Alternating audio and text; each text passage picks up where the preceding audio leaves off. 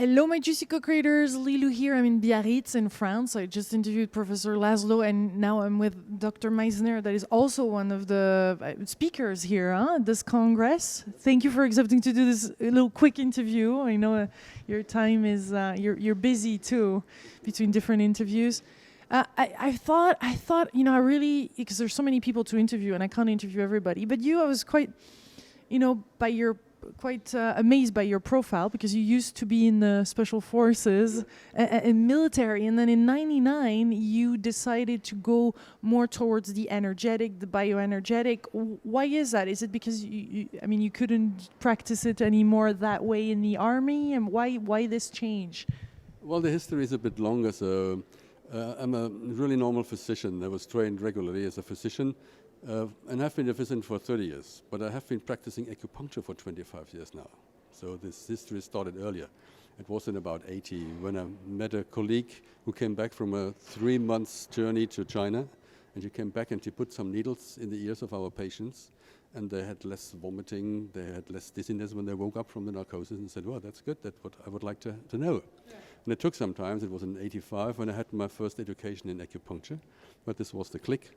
And since then, I'm practicing it. I'm still practicing acupuncture. I was in the military services at that time.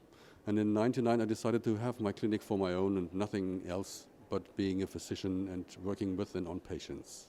This was a decision. Yeah. But I dealt with acupuncture, and I even was a teacher in acupuncture when I was in the military service still. Yeah.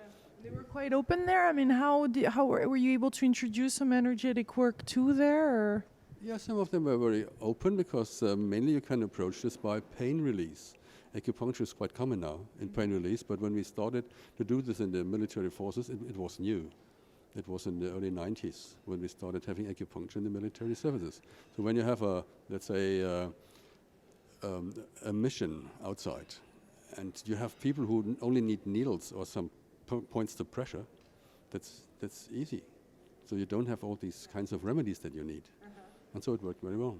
I was interested to speak with you about the spiritual surgery, because I see that there's many therapies, and you speak of chakra therapies and color therapies and all those different things that you practice. But spiritual surgery, we hear more and more about it through the Philippines and the Brazil and all that. Is that something similar, or what? How do you define it? What is it? Yeah, it's similar to that. I was trained by Gerhard Klügel, which is original German, but now living in Liechtenstein. And he created a very specific way of his aura surgery, as he calls it. And we are together planning to have courses in Hong Kong, wherever. We did some courses together. And he found a way to connect to the consciousness of the patient, and then to take things out of the aura, specific patterns that are blocking energy or information flows.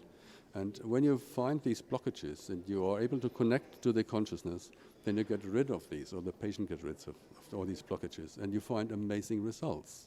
Yeah. And that's why I'm doing more and more.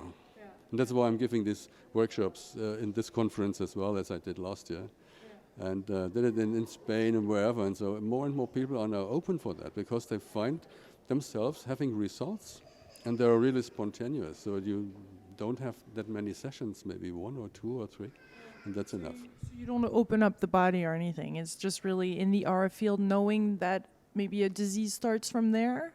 What is the understanding behind that? The blockage mostly is an emotional signature from wherever, childhood, past lives, wherever this happens. And so there is things that you can really feel in the aura or see. That depends on how you address the aura. You can have a surgery on the organs, but you don't have to open the body. There's no blood.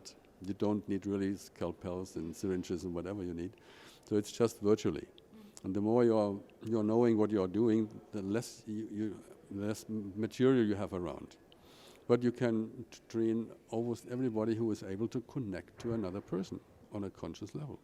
So even though they don't know the origins in their details, they could do it because they know where the blockage is.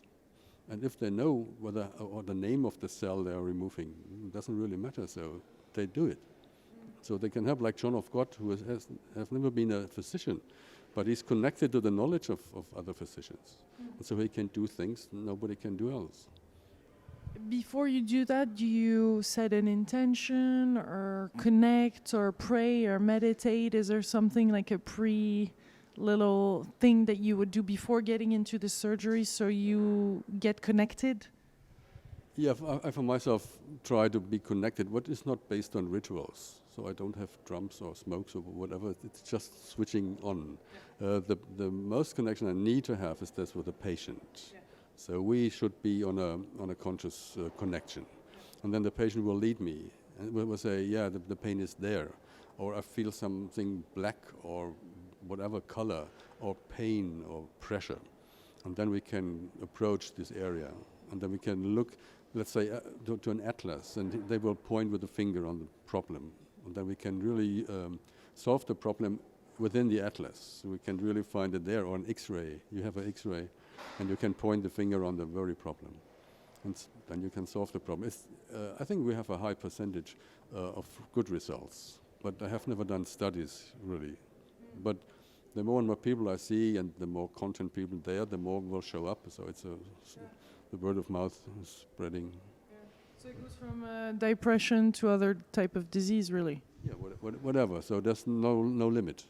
It's never too late. Is there a time where it would go into a different location where it's just a no more zone type of thing? Yeah, there are time windows. You have time windows for treatment. You have time windows for healing.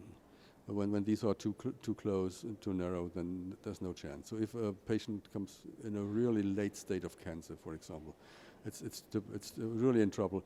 But we have people. I have one specific lady in mind who was sentenced to have 3 more months to live.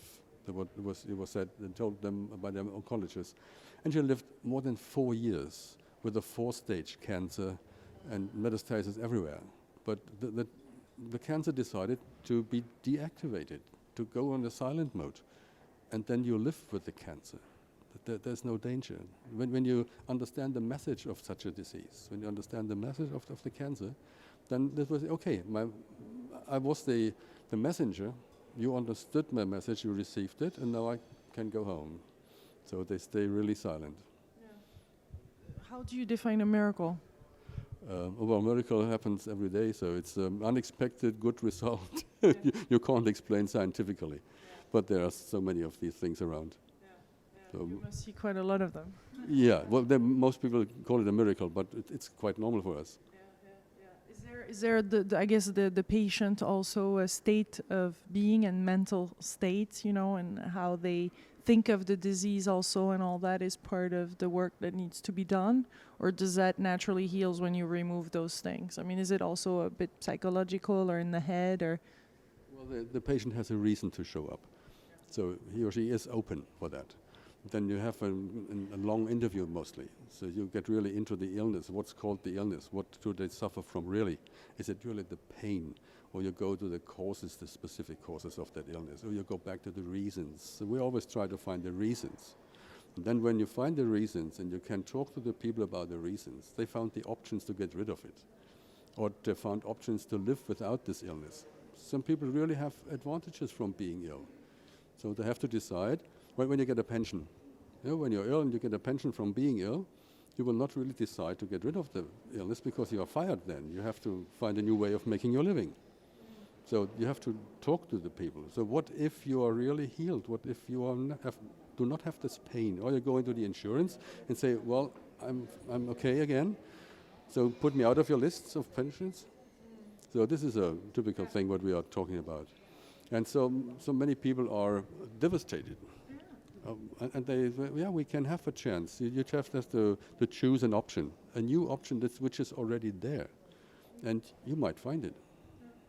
How is that received in Germany? Because a lot of people, we hear in Europe that Germans are very much kind of on the cutting edge in the spiritual realm. Though I haven't yet been there, so I look forward to it because I spend quite a lot of time in England too, which I think is quite developed because of the language as well, or Holland, or even Scandinavia and places like that. What is your view on Germany? People are more and more open. So I think it's not the realm of physicians that is really changing, but the people are changing. The patients are more and more demanding this alternative medicine, this side effect-free ways of medicine. And so what I always like to say that if we have the critical mass of content patients, the demand for these alternative modalities will increase, and then all the physicians will follow. So we are not missionarying the physicians. We are just getting the critical mass of content patients. And Germany is open because we have a lot of homeopaths. We have about 40,000 physicians that do acupuncture, which is quite a number in Germany. So there is a good soil for that. Well, thank you for this update. My God, we're in Europe. Thank you so much. Thank you, and I wish you an amazing conference. No, you have done already your conference. How was it? I have a workshop tomorrow. The conference was good. I got